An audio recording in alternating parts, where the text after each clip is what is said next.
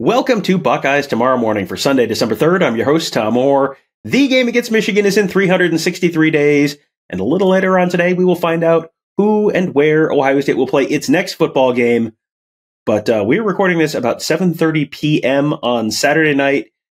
I said to my good buddy, Tony Gerdeman, Tony, certainly once the SEC game is done, we'll have a pretty good chance to, reset things. We'll know where everyone's headed at that point. Michigan will win. Florida State, they'll win or they won't win. And you'll kind of have here's one thing that'll happen. And if that doesn't happen, then it'll be the other one and it's fine. And we'll have a very good sense for where everyone's headed, including Ohio State, who they might play in their bowl game. Tony, I know somewhere you probably have volumes 1 through 6 of things I've been extremely wrong about over the years. You can put the previous paragraph or so in that because it is 7:30. The SEC game is final. Alabama has beaten Georgia. And Tony, why don't you go ahead and tell the audience exactly what's going to happen for the last two games tonight and how that's going to impact the college football playoff field that's going to be announced in about 16 hours. Go.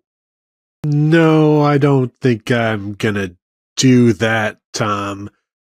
I am going to watch the games and with every single incompletion be like, I wonder if that pushes this team out. And then now this means Ohio State is going here. This is pretty crazy in terms of not knowing. Obviously, Ohio State is essentially out of the playoffs. Ohio State is out of the playoffs. We can say that, but we don't know who's in. And it's 7:39 on Saturday night, and there are going to be some very, very upset coaches, fan bases. Twitter is going to be incredible on Sunday. Yeah, the playoff field gets announced at noon on Sunday, and I don't know where I'm going to be, but it is going to be in front of a TV, watching very closely and getting ready to watch Twitter meltdown in real time because, oh boy, we're going to get to who Ohio State might play and where. I think the only thing I can say with a decent amount of confidence is it will not be the place where we have already booked our plane tickets to go watch Ohio State play their bowl game. We have tickets to go down to sunny South Florida, to the Orange Bowl. That seemed, for all the world, like the most likely scenario. Now, that scenario probably involves 1 to 2 significant upsets in the evening games tonight, and maybe even more than that. So let's, I guess, start with the playoff field. And I think there are 6 teams. As you said, I think Ohio State, it's safe to say, probably not in the playoff picture at this point. So let's just run through the 6 teams, and you can tell me if you disagree with any of my assessments here. Okay. University of Washington, Pac-12 champions, just beat Oregon for the second time this season. Washington is in the college football playoff field, period, full stop. Any disagreement? Nope, no disagreement at all. Okay, good.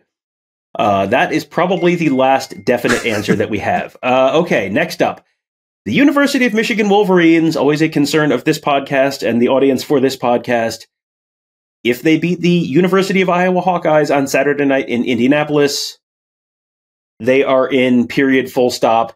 If they lose, well, it gets a lot messier, and there is definitely a scenario where they get left out. Any questions or disagreements with that?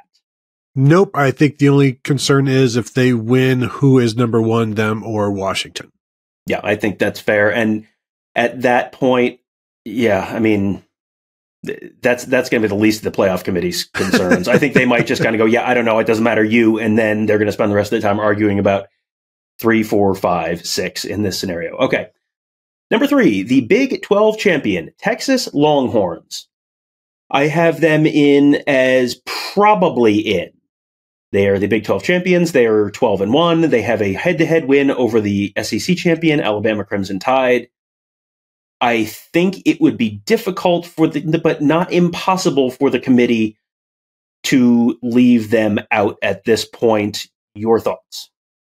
Yeah, I think you can put them under they should be in. They've done everything they needed to get in. We've seen plenty of one-loss conference champs get into the playoff field, and they have their conference championship. They've beaten Oklahoma. I believe they've beaten Oklahoma. Even if they haven't, it doesn't matter. They lost to Oklahoma. They lost the Red River, but they've beaten everyone else they played. Yeah, they've beaten everybody else. They've gotten a win over Alabama, which is why they have stayed one spot ahead of Alabama the entire playoff rankings.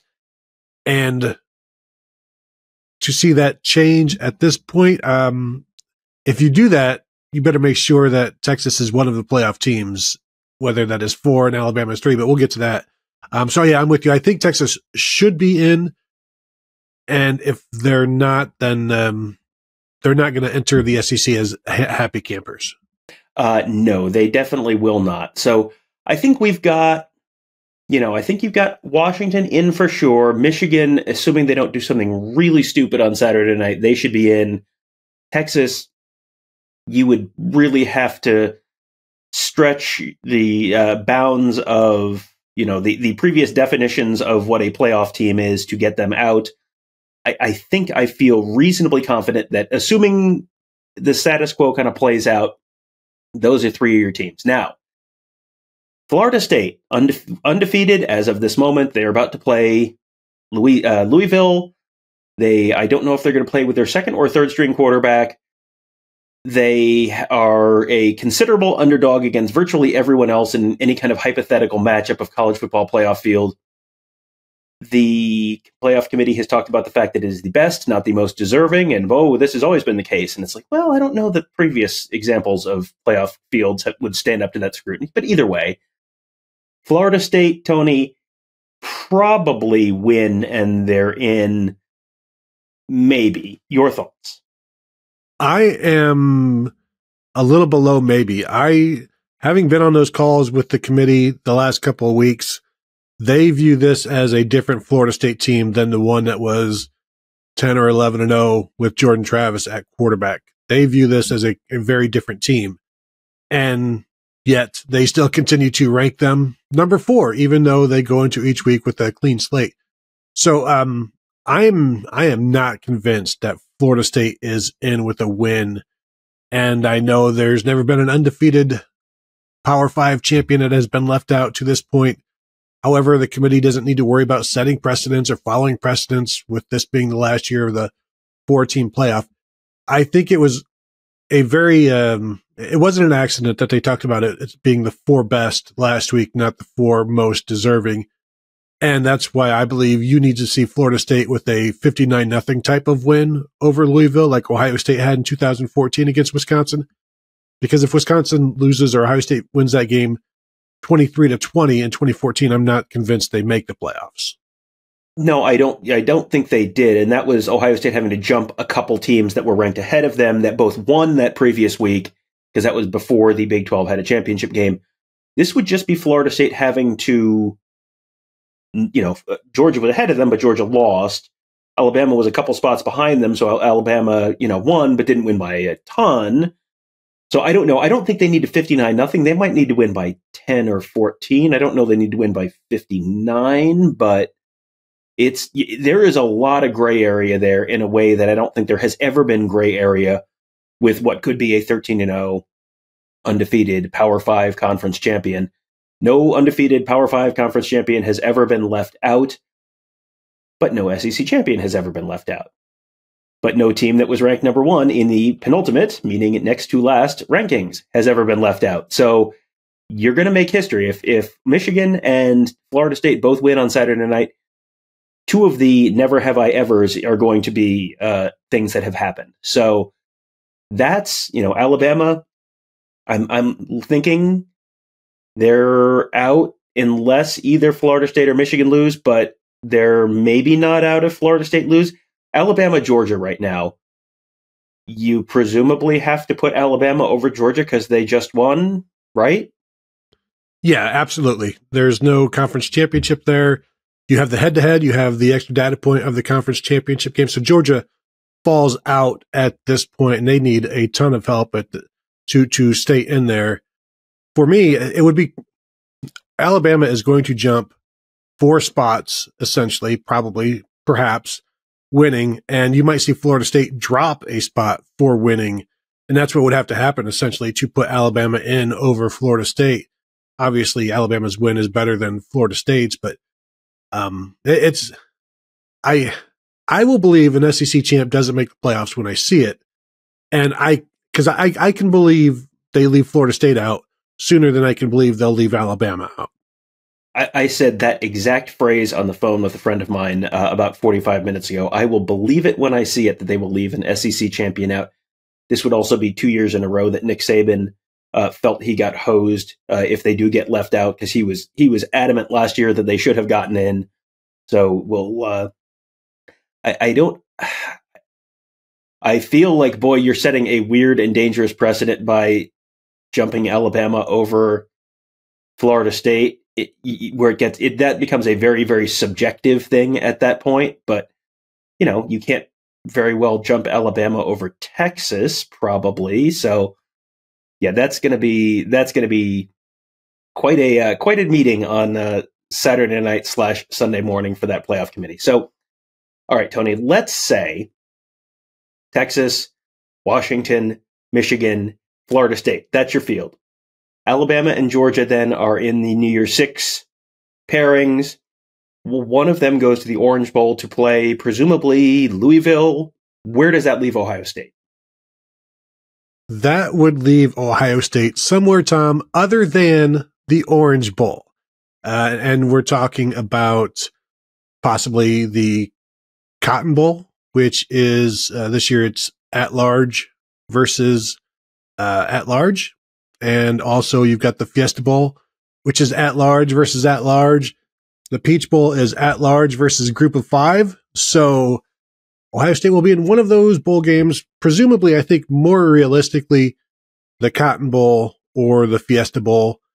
And whichever it is between those two, that's, Tom, somebody smarter than me is going to have to decide that. So I will let them do that, Tom. And I know that I have no idea.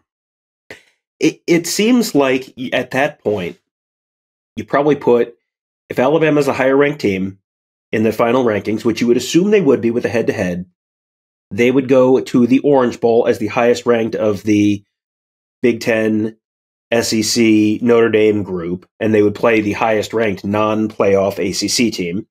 So that would probably be Alabama and Louisville. So then for the Fiesta, Cotton, and Peach, you're looking at a pool of probably Ohio State, Penn State, Oregon, Missouri, and Georgia, plus the group of 5 team, which at this point might be Troy, maybe Liberty. I mean, we'll see what the committee ends up doing there. That'll be a conversation that lasts about 15 seconds as they're done. They're going to spend every possible moment fighting over 3, 4, 5, and then they'll figure out the group of 5 team in about 30 seconds right before the TV show goes on, I'm guessing. But to me, if Georgia's in that group, it would make a lot of sense to send Georgia to the Peach Bowl. Basically a home game. You fill, the stadium, they play Troy, whatever. So then Fiesta and Cotton is a combination of Ohio State, Penn State, Oregon, Missouri. Probably. That's kind of based on where the rankings were last week. It's probably those 4 teams. Obviously, Ohio State and Penn State are not going to play, so one of them goes to the Fiesta, one of them goes to the Cotton.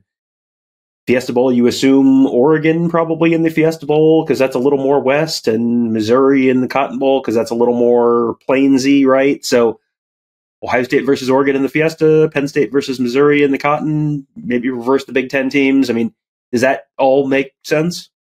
That's where I'm leaning right now. I think that Ohio State, Oregon would be pretty good for TV and good for both of these teams in terms of their interest. I don't know that, Ohio State, Missouri is as interesting, but, it is one very interesting game better than 2 semi-interesting games in terms of ratings and things like that. And is there any backroom dealing in terms of, the Fiesta would really like to have this team and, what kind of agreements can they have there? But yeah, Ohio State, Oregon sounds like a fun matchup, but I still want to know what happens if, Florida State is somewhere and, I don't think it's, we obviously don't know what the teams are going to be, So I think saying, yeah, sure. I think maybe the Fiesta Bowl. I mean, there's clearly more that's going to happen, and we may be completely off on who's actually in the playoffs, which is still, as I said earlier, pretty crazy Saturday night with not much left to know. And the New Year's 6th, just in case you're wondering, the Cotton Bowl, Friday, December 29th. That's a primetime game that, of course, in Arlington, Texas. The Peach Bowl and the Orange Bowl are Saturday, December 30th at noon and 4. And then the Fiesta Bowl is the 1 p.m. game on New Year's Day. So that would be, basically what happened when Ohio State played Notre Dame out there in 2015, right? That, that's the 1 p.m. game. And then you have the 4 p.m. and 8 p.m. Playoff games that day. So that's the one scenario. The other scenario is, okay, well, we're going to run it all back. It's Washington, it's Michigan, it's Texas, and this time one of the SEC teams gets in. Alabama gets in, say. Florida State is out. At that point, it's Georgia and Florida State in the Orange Bowl, assuming that Georgia stays ahead of Ohio State, which I would assume that they would. And then that's where you get into, the Fiesta and Cotton and all the teams we talked about there. That's all a possibility. At that point, the Peach Bowl is open, and it's not Georgia, it's not Alabama. They are going to the playoff, the Sugar Bowl and the Orange Bowl. So at that point, that's when the Peach Bowl and a group of 5 game opens up. I don't know that the Peach Bowl would take Ohio State a year after Ohio State was just there, and I don't know that you necessarily want to put Ohio State, which is your biggest remaining TV draw, against a group of 5 team. But that might move one of the other pieces around where, does that become Missouri in the Peach Bowl against Troy or whoever? And then who else does that open up in terms of a potential opponent for Ohio State in the playoff? Because beyond those teams, Ole Miss would be the next team on the playoff rankings from last week that could be in that mix. So, Ohio State and Ole Miss in the Cotton Bowl or something like that, or Oklahoma, maybe. It's something along those lines, because at that point, Louisville, who's lower, potentially falls out, assuming that Florida State beats Louisville. Either way, maybe you get Florida State in the Peach Bowl. This is all to say there are a million different moving pieces, and it is now almost 8 p.m. on the East Coast. The Big Ten championship game, the ACC championship game are still set to kick off. And about the only thing that I can feel pretty confident in saying is that Ohio State is not going to the place that virtually everyone thought Ohio State was going to 12 hours ago. Yeah, and it's, again, that's pretty crazy, because Georgia losing is not the biggest upset, but just that loss, what it has done to everything, throws everything into whack. I think Missouri maybe might be a good bet for the Peach Bowl, because their fans would love to go, and so it doesn't matter who they're playing; they'll just be happy to do that. I could also see the Peach Bowl liking Ohio State, because for an Ohioan, that's a short drive, 8 hours. And whether they've been there last year or not, that's never really stopped the Rose Bowl or anything like that. It certainly hasn't stopped the Fiesta Bowl from having Ohio State out there. But I think Missouri fans would love to be into something like that, and that is an SEC destination. So maybe that would be kind of their version of an SEC championship, perhaps. Well, I mean, they've gone to the SEC championship before. They've never won it, but they have gotten there before. So, yeah, but that does seem like that is maybe more of a destination type thing for an SEC team. So whether it's Ole Miss or Missouri or whoever, yeah, I would lean towards one of them being in the Peach Bowl at that point. But again, this is all very speculative, because there are so many moving parts here. And even with this, with all of these being at-large spots, no one's locked in other than top-ranked SEC Big Ten Notre Dame team versus ACC in the Orange Bowl. That's the only spot where that's locked in, other than that and the group of 5 spot in the Peach Bowl. Everything else is just, yeah, there's going to be some horse trading, and they're going to figure it out. And what's going to decide that? Is it going to be who's been, not been there the longest, or are you trying to put the biggest brands in the primetime TV slots? We don't know. We will all find out together on Sunday. What a bizarre end to a really bizarre season, and boy, Iowa and Louisville could really screw up this whole conversation even more, depending on what they do on Saturday night. Can't wait to see how that all shakes out. So when this all does shake out, we will be over at the Woody Hayes Athletic Center on Sunday afternoon to talk to Ryan Day about who and where the Buckeyes are playing next. Get a chance to talk to him, get a chance to break it all down, find out, we will probably not yet know exactly who is and is not playing, but that'll be a bunch of interesting stuff to talk about in the next couple weeks. The transfer portal officially opens on Monday. All of the exciting stuff with the last couple weeks and heading into early signing day, that is all coming up. What an eventful month it's going to be at BuckeyeHuddle.com. Tony, Kevin, and I covering the team. Mark covering recruiting. Mickey and Devin and Ross making you a smarter football fan, covering the X's and O's, all at BuckeyeHuddle.com. That will do it for today. Thank you guys all for joining us. Have a great day. We'll talk to you tomorrow.